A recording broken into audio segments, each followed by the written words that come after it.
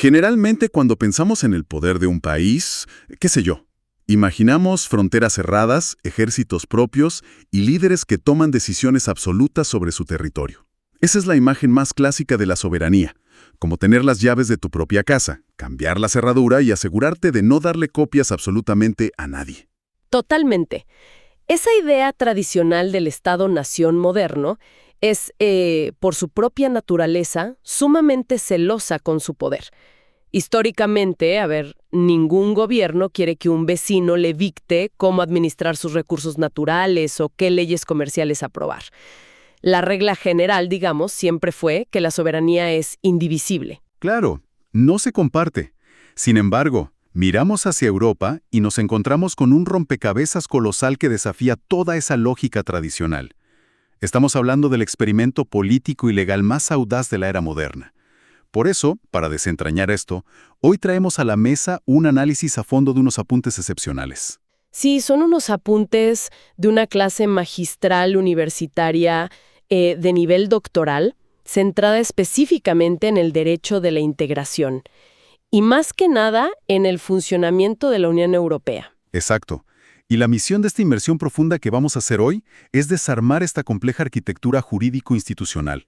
El objetivo de este análisis no es solo repasar un mapa geográfico o leer una lista de acuerdos comerciales aburridos. Queremos entender realmente cómo y por qué múltiples naciones, que además tienen siglos de guerras entre ellas, decidieron ceder parte de su poder. Y cederlo de forma voluntaria. Ojo con eso. Ceder partes críticas de su poder a una entidad que está, por encima de sus propios gobiernos. El rigor analítico de estas fuentes, la verdad, nos permite ir mucho más allá de la superficie. Nos da las herramientas para explorar el qué, pero sobre todo el porqué de este diseño cuasi constitucional. Es como el atajo perfecto para que quienes nos escuchan puedan comprender la mecánica real del poder internacional contemporáneo. Un sistema donde la interdependencia es la ley. Así que vamos a desglosar esto desde la raíz. El nivel teórico de la clase magistral es altísimo, pero la historia es fascinante. Es que te muestra hasta qué punto puede llegar la ingeniería legal humana cuando la alternativa, es la aniquilación total. Porque para entender a este coloso es imperativo retroceder en el tiempo hasta las ruinas de la Segunda Guerra Mundial.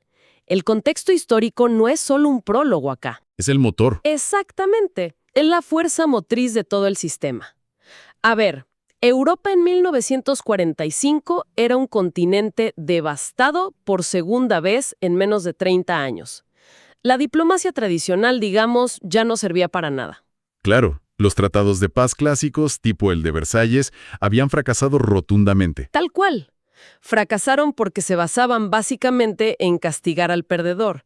Y eso, lo único que generaba era resentimiento y preparar el terreno para futuras guerras.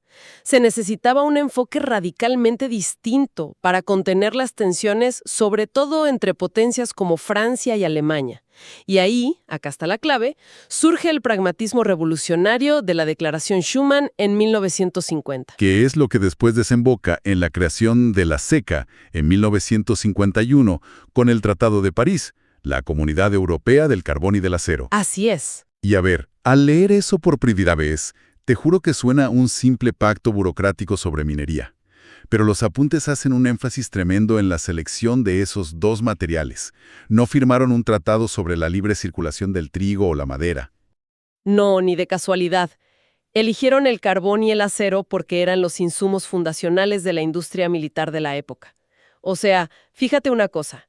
Sin acero para blindar tanques y sin carbón para alimentar las fundiciones, la maquinaria de guerra, no se mueve. Es imposible. Claro, es brillante. Pensándolo bien, la maniobra es de una astucia impresionante. Poner esos materiales bajo el control de una autoridad común fue básicamente como encerrar las llaves del arsenal bélico en una caja fuerte gigante y asegurarte de que ninguno de los dos países tuviera la combinación completa. ¡Qué buena analogía! Sí, obligatoriamente tenían que ponerse de acuerdo para abrirla. Ya no podías armarte en secreto porque tu vecino, digamos, estaba supervisando la misma fábrica de acero. Y lo fascinante de esa decisión es que desenmascara el propósito real del tratado. Que no era económico. Para nada. No era un proyecto de rentabilidad. Era una estrategia de supervivencia pura y dura. Robert Schuman buscaba garantizar la paz material, Al crear esta solidaridad de producción tan entrelazada, cualquier intento de guerra resultaba, como decía él mismo, materialmente imposible. Le sacaron a las naciones el monopolio sobre sus recursos bélicos. Cortaron la raíz del conflicto.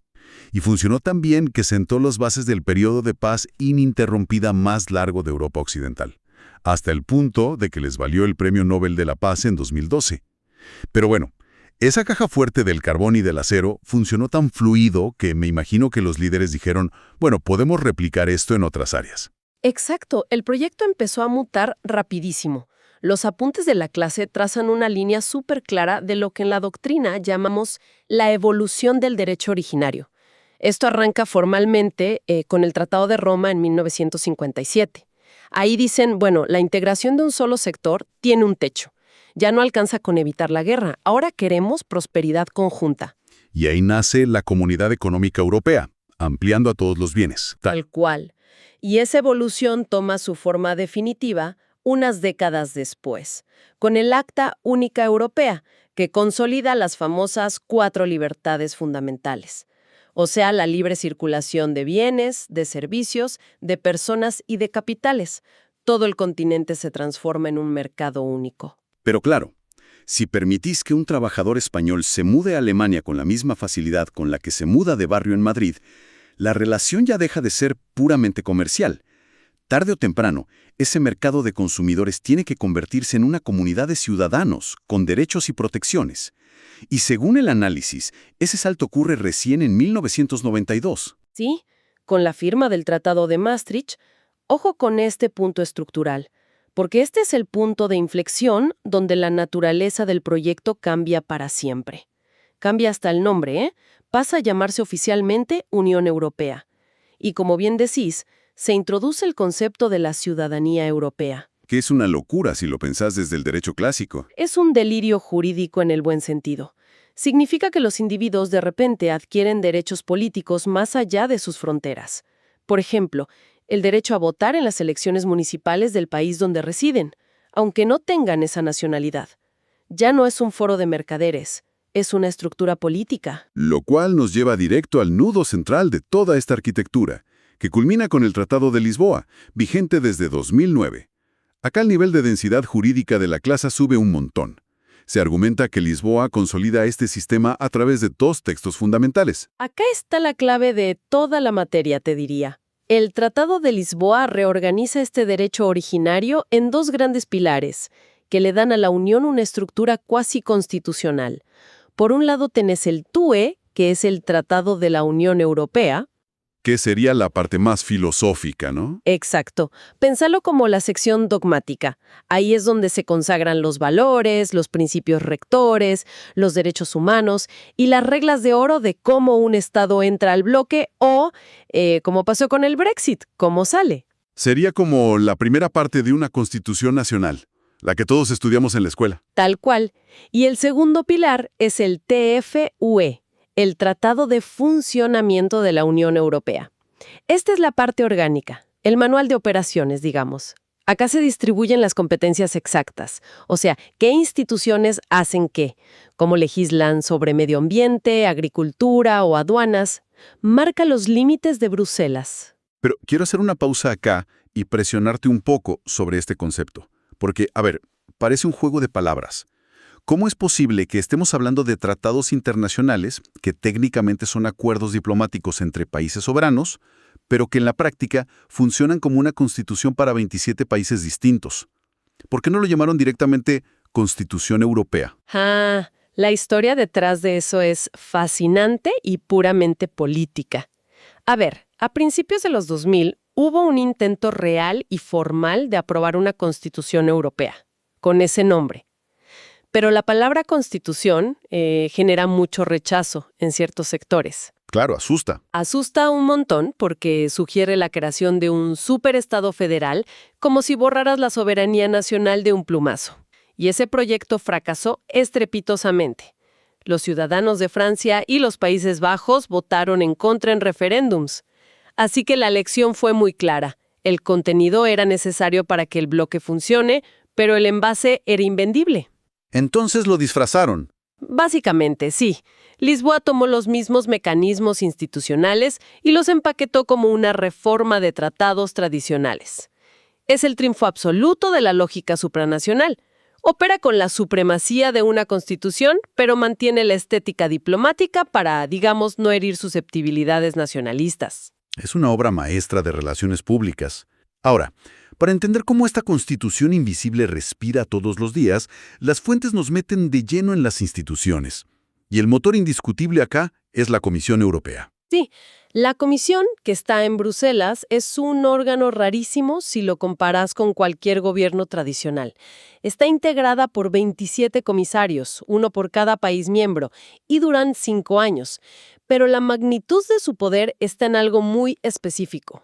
Tienen el monopolio de la iniciativa legislativa. O sea, son el embudo absoluto del sistema. Exactamente. Ninguna otra institución puede proponer una ley. Si la comisión no redacta un proyecto y lo pone sobre la mesa, la maquinaria legislativa directamente no arranca. Y esa exclusividad, ojo, está diseñada a propósito. Me imagino que para evitar el caos. Tal cual.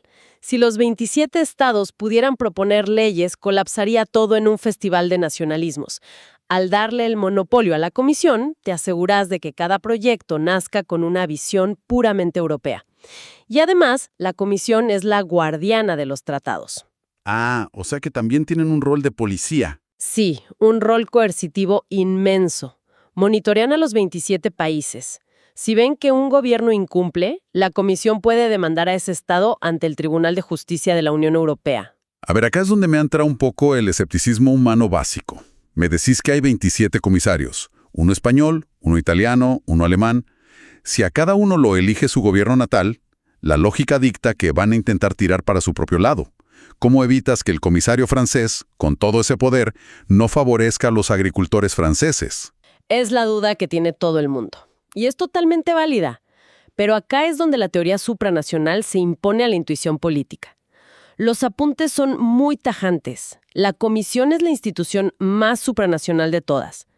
Cuando asumen, los comisarios hacen un juramento legal vinculante donde se comprometen a, literalmente, ignorar las instrucciones de sus propios gobiernos. O sea, ¿dejan el pasaporte en la puerta? Exacto.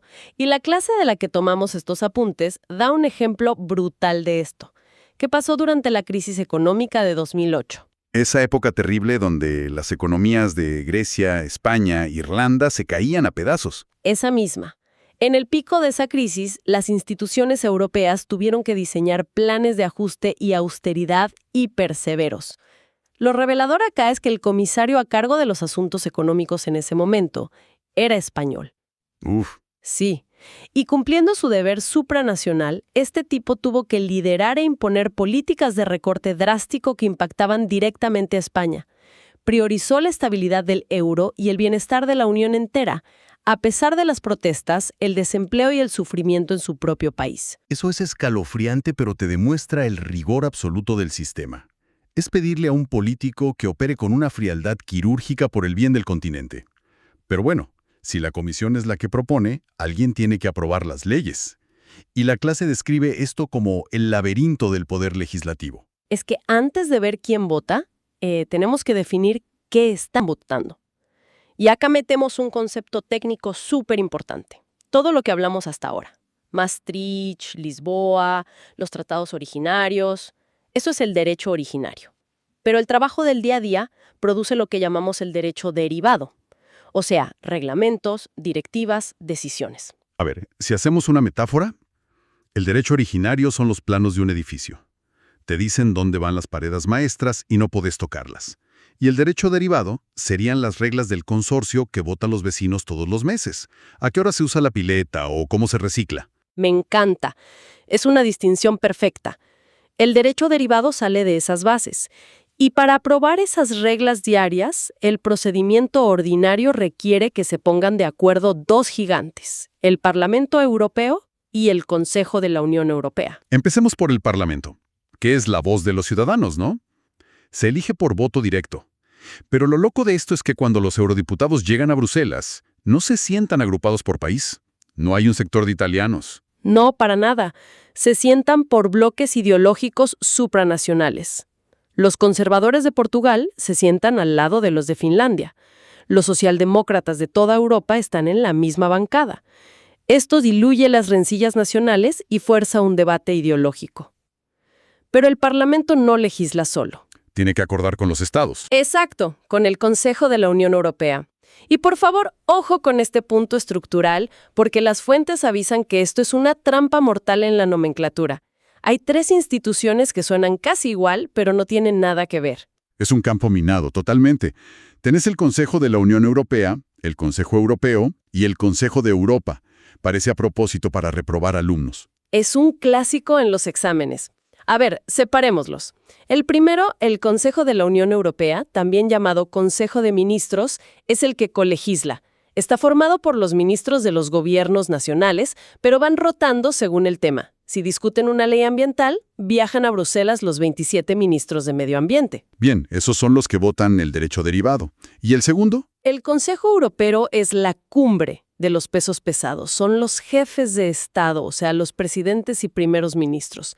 Se juntan un par de veces al año para definir la estrategia política del bloque, pero, y acá está el detalle, sus conclusiones no son leyes, dan lineamientos. Son los arquitectos, no los albañilos. Tal cual.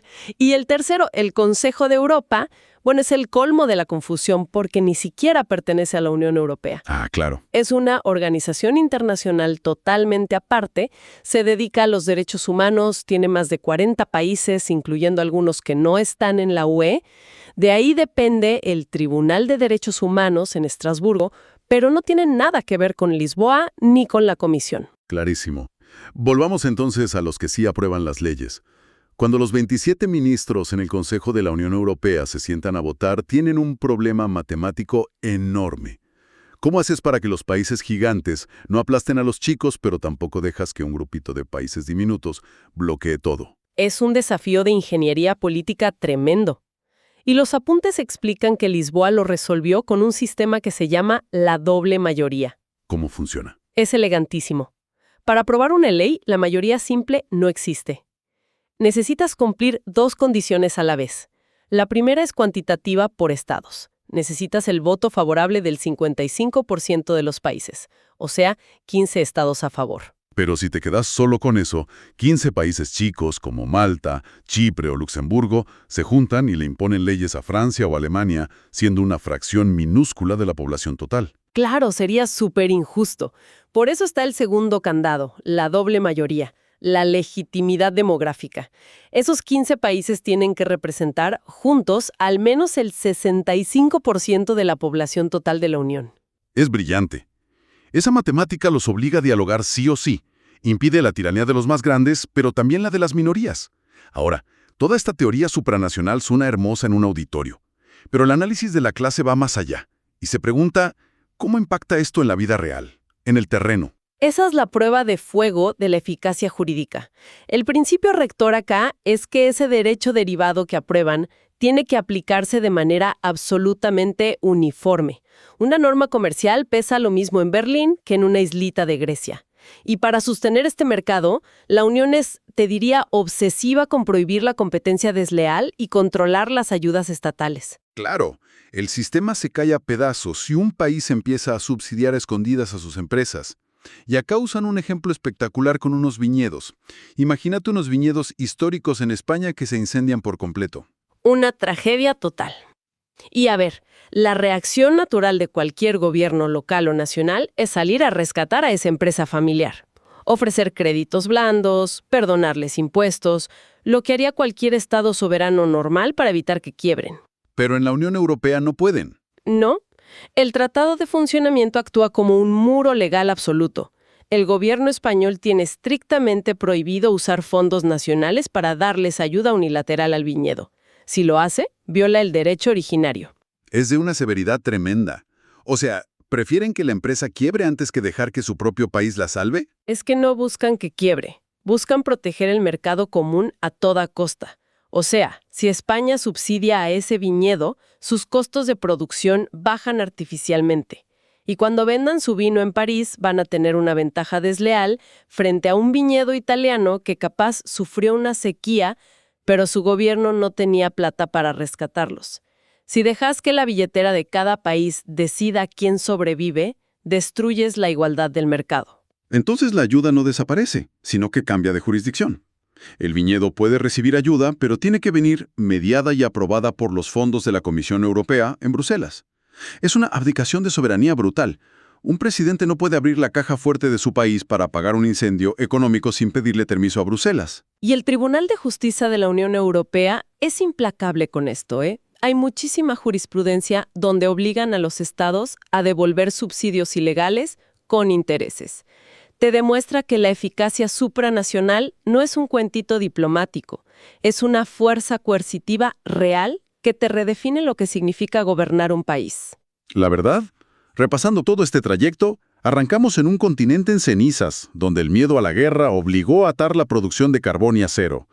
Vimos cómo eso mutó a través de Maastricht y Lisboa, hasta formar esta estructura supranacional colosal, donde instituciones como la Comisión vigilan que los intereses europeos superen a los nacionales. Y todo este artificio legal se sostiene sobre una tensión silenciosa, digamos.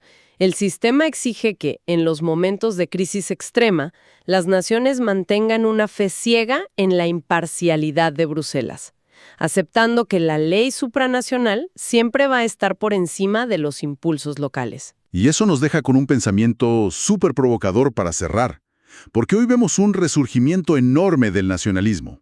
Entonces la pregunta es, ¿cuánto tiempo más van a estar dispuestos los líderes locales a aceptar que tienen las manos atadas financieramente mientras ven arder crisis domésticas que sus votantes exigen resolver ya mismo? Es el desafío definitivo entre el derecho y la naturaleza humana. Muchísimas gracias a quienes nos escuchan por sumarse a esta clase inmersiva. Queda clarísimo que estas leyes no son solo papel, son arquitectura que sostiene la paz de todo un continente. Hasta la próxima inmersión.